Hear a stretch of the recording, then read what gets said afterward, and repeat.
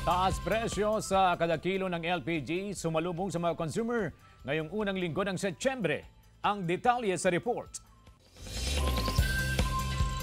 Tumaas ng 6 pesos and 65 centavos ang presyo ng kada kilo ng LPG o liquefied petroleum gas ngayong unang araw ng Setyembre.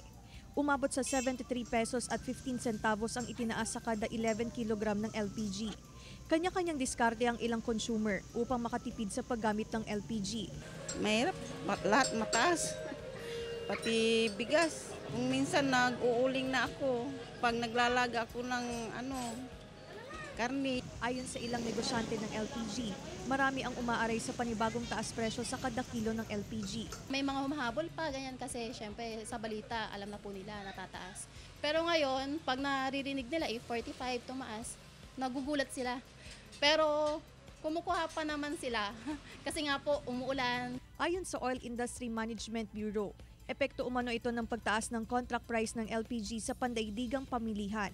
Una, alam naman natin itong mga panahon na ito, nagsisimula ng mag-stock yung mga malalamig na bansa sa party ng Northern Hemisphere kasi ang LPG isa siya sa mga heating fuel.